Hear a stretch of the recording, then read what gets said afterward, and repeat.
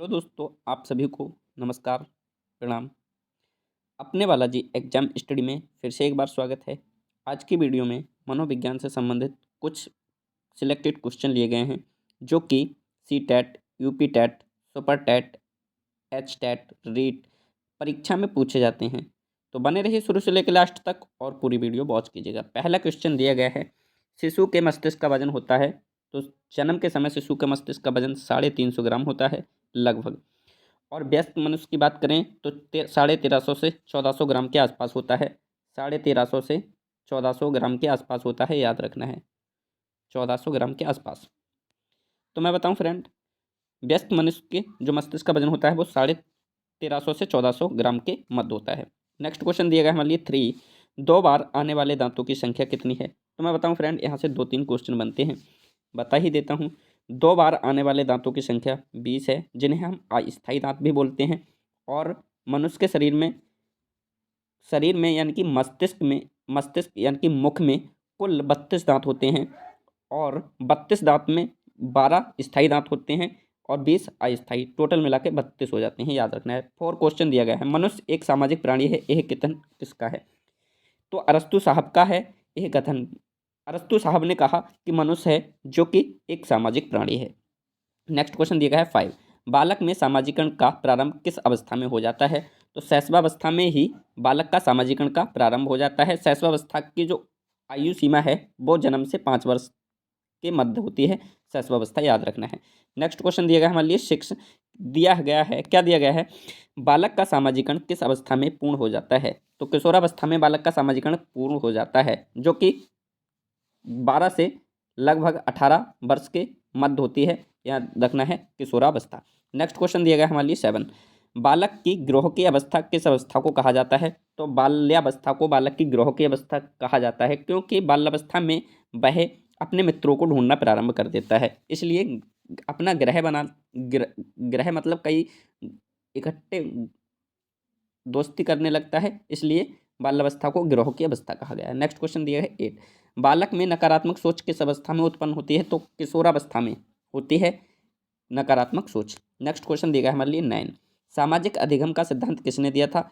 तो सामाजिक अधिगम का सिद्धांत बंडूरा एवं बाल्टर ने दिया था, याद रखना है। नेक्स्ट क्वेश्चन हमारे लिए 10, मनोसामाजिक विकास का सिद्धांत किसने दिया। तो एरिक एरिक्सन ने दिया था मनोसामाजिक विकास का सिद्धांत, और इन्होंने अपने सिद्धांत को 8 चरणों में बांटा है, याद रखना है। नेक्स्ट क्वेश्चन दिया गया हमारे लिए 11, बहुत ज़बरदस्त क्वेश्चन है, वर्तमान में विद्यालय जाने की उम्र कितनी है। 3 वर्ष है वर्तमान में विद्यालय जाने की उम्र, और हमारे जो सरकारी स्कूल है, गवर्नमेंट स्कूल, इनमें 5 वर्ष के बच्चे को पढ़ाने के लिए बिठाया जाता है, याद रखना है। नेक्स्ट क्वेश्चन दिया गया हमारे लिए 12, औपचारिक शिक्षा प्रारंभ होने की उम्र है। तो मैं बताऊं फ्रेंड, जो औपचारिक शिक्षा होती है वो संस्था या स्कूल में बिठा के दी जाती है, वो 6 वर्ष की अवस्था में होती है, जो मैंने बताया गवर्नमेंट कॉलेज में बिठाया जाता है बच्चे को पढ़ाने के लिए, तो वो औपचारिक शिक्षा कहलाती है। और अनौपचारिक शिक्षा एक ऐसी शिक्षा होती है जो घर या परिवार या पड़ोस या खेल के मैदान में कहीं भी दी जा सकती है किसी भी सदस्य द्वारा, वो अनौपचारिक शिक्षा होती है। नेक्स्ट क्वेश्चन दिया हम लिए 13, शर्म की अवस्था कहा जाता है। तो बाल्यावस्था में बच्चा होता है वो शर्म का महसूस अनुभव करने लगता है, तो बाल्यावस्था को हम शर्म की अवस्था भी कहते हैं। नेक्स्ट क्वेश्चन दिया है 14, अनुकरण की अवस्था कहा जाता है। तो शैशवावस्था को अनुकरण की अवस्था कहा जाता है, क्योंकि इस अवस्था में बच्चे को कुछ नहीं आता है, वह दूसरों के अनुसार अनुकरण करता है, जैसे कि माता पिता के अनुसार बोलता है, माता पिता भाई बहन दूसरे के अनुकरण से सीखता है, इसलिए अनुकरण की अवस्था भी कहा जाता है शैशवावस्था को। नेक्स्ट क्वेश्चन दिया गया हमारे लिए 15, स्वप्रेम की भावना किस अवस्था में होती है।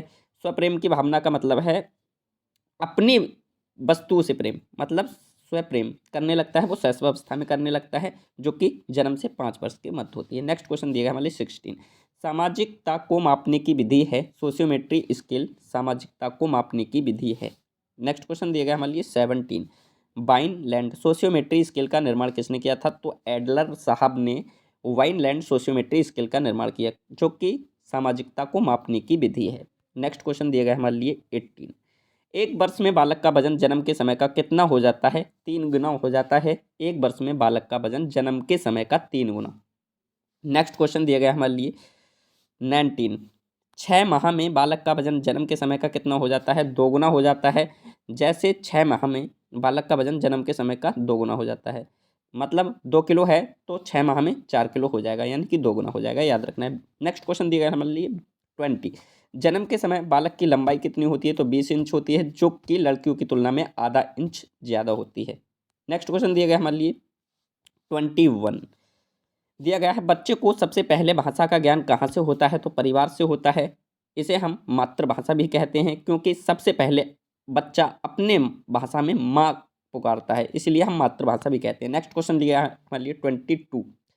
छठवीं कक्षा में पढ़ने वाले बालक का शब्द भंडारण लगभग कितना होता है? तो 50,000 शब्दों तक हो जाता है छठवीं कक्षा में पढ़ने वाले बालक का शब्द भंडारण, याद रखना है। नेक्स्ट क्वेश्चन दिया गया हमारे लिए 23।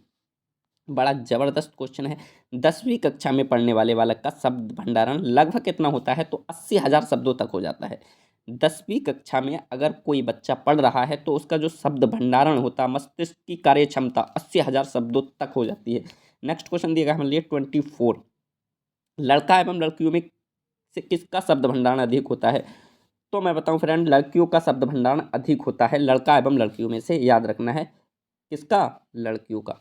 नेक्स्ट क्वेश्चन दिया गया हमारे लिए 25। बहुत जबरदस्त क्वेश्चन है। भाषा को सीखने का साधन कौन कौन से हैं? तो भाषा को सीखने के साधन निम्नलिखित हैं, मैं बताऊं फ्रेंड। भाषा को सीखने के अनुकरण द्वारा, खेल खेल विधि द्वारा, कहानी सुनकर, वार्तालाप द्वारा, प्रश्नोत्तर विधि द्वारा।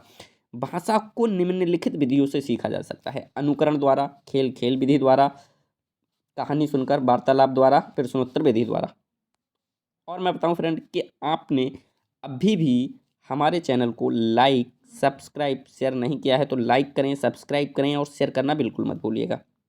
नेक्स्ट क्वेश्चन दिया गया है 26।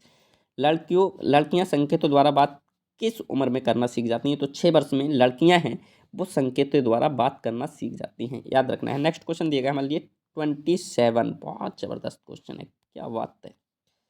भाषा के विकास को प्रभावित करने वाले कारक कौन कौन से हैं? तो भाषा को विकास को प्रभावित करने वाले कारक निम्नलिखित हैं, मैं बताऊं फ्रेंड।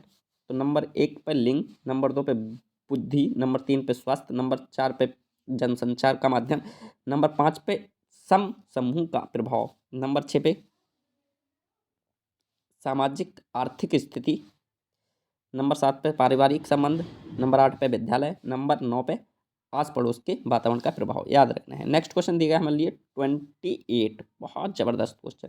मनुष्य और पशु में मुख्य अंतर किसका है? बुद्धि का है, याद रखना है। मनुष्य और पशु में जो अंतर होता है वो बुद्धि का होता है, यानी कि मनुष्य होता है, मनुष्य की बुद्धि का अंतर और होता है और पशु की बुद्धि का अंतर और होता है, क्योंकि मनुष्य सोच सकता है, पशु नहीं सोच सकता है, याद रखना है। नेक्स्ट क्वेश्चन दिया गया हमारे लिए 29।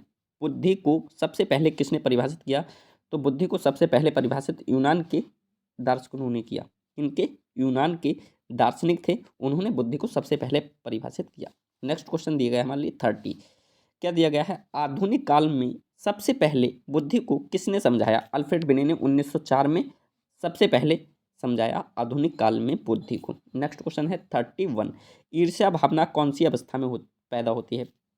तो मैं बताऊं फ्रेंड, एक बाल अवस्था होती है जो कि 5 वर्ष से लगकर लगभग 12 वर्ष तक होती है। इस अवस्था में बालक ईर्ष्या करने लगता है, भावना, ईर्ष्या भावना, प्रेरणा आदि जैसी स्थितियां प्रकट होने लगती हैं, तो बाल अवस्था। नेक्स्ट क्वेश्चन दिया हमारे लिए 32। बहुत जबरदस्त क्वेश्चन। स्वप्रेम, अपनी वस्तुओं से प्रेम की अवस्था कौन सी है? तो शैशव अवस्था में व्यक्ति, यानी कि जो जन्म से लेकर 5 वर्ष के मध्य होती है, इस अवस्था में व्यक्ति अपने वस्तुओं से प्रेम करने लगता है। नेक्स्ट क्वेश्चन दिया गया हमारे लिए 33। सामाजिकता नापने की स्केल, यानी कि सोशियोमेट्री, एडलर ने इसका वो किया था, खोज की थी, याद रखना है। सामाजिकता नापने की जो विधि है वो सोशियोमेट्री, समाज मिति जिसे बोलते हैं। नेक्स्ट क्वेश्चन दिया गया हमारे लिए 34। सोशियोमेट्री स्केल का निर्माण किसने किया? तो डॉक्टर एडलर ने किया है, याद रखना है। नेक्स्ट क्वेश्चन है 35। डॉक्टर एडलर ने कितनी क्रियाओं के आधार पर सामाजिकता प्रयुक्तता को नापा था? तो डॉक्टर एडलर ने 117 सामाजिक क्रियाएं बताई जो जन्म से लेकर किशोरावस्था तक चलती रहती हैं। नेक्स्ट क्वेश्चन दिया गया हमारे लिए 36। बहुत जबरदस्त क्वेश्चन। बालक मानव ध्वनि व अन्य ध्वनि में अंतर करना कब सीख जाता है?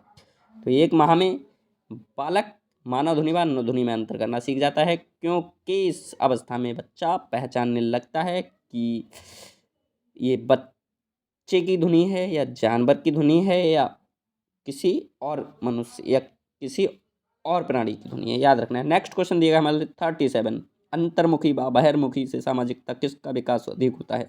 तो मैं बताऊं अंतर्मुखी व बहिर्मुखी में से सामाजिक विकास किसका अधिक होता है? तो बहिर्मुखी का होता है। नेक्स्ट क्वेश्चन दिया गया हमारे लिए 838, बहुत जबरदस्त। इरिक्सन ने अपने मनोसामाजिक सिद्धांत में जीवन काल को कितने अवस्था में बांटा? तो 8 अवस्थाओं में बांटा। नेक्स्ट क्वेश्चन है 39, विश्व में पहली बार मनोविज्ञान की प्रयोगशाला किसने कब कहाँ स्थापित की? तो विलियम वुंट ने 1889 में जर्मनी में सबसे पहली प्रयोगशाला मनोविज्ञान की स्थापित की थी। नेक्स्ट क्वेश्चन दिया गया हमारे लिए 14, बहुत जबरदस्त क्वेश्चन। सामाजिक विघटन की क्रियाएं किसे कहते हैं? तो तनाव, झगड़ा, लड़ाई, संघर्ष आदि को सामाजिक विघटन की क्रियाएं कहते हैं। किस किस को कहते हैं?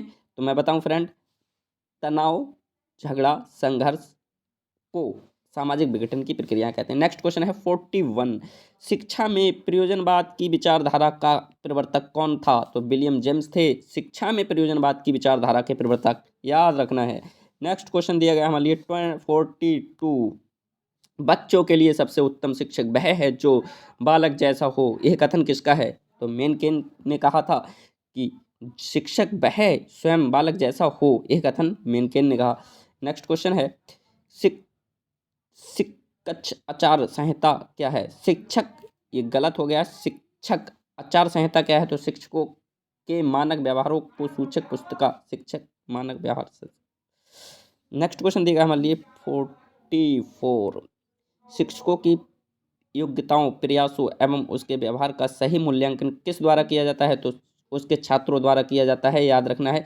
शिक्षकों की योग्यताओं, प्रयासों और उसके व्यवहार का सही मूल्यांकन शिक्षक यह तय नहीं कर सकता है कि मैं सही पढ़ा रहा हूँ या गलत, यह उसके छात्र बता सकते हैं कि शिक्षक सही पढ़ा रहा है गलत। नेक्स्ट क्वेश्चन है हमारे लिए 45, छात्रों में वैज्ञानिक दृष्टिकोण उत्पन्न किसके द्वारा किया जाता है? तर्क संगत विचार के प्रस्तुतिकरण द्वारा किया जाता है छात्रों में वैज्ञानिक दृष्टिकोण उत्पन्न। और मैं बताऊं फ्रेंड कि आपने अभी भी हमारे चैनल को लाइक, सब्सक्राइब, शेयर नहीं किया है तो लाइक करें, सब्सक्राइब करें और शेयर करना बिल्कुल मत भूलिएगा। थैंक यू, तब तक के लिए धन्यवाद। मिलते हैं अगली वीडियो में। आपके माता पिता को इनकलाब जिंदाबाद।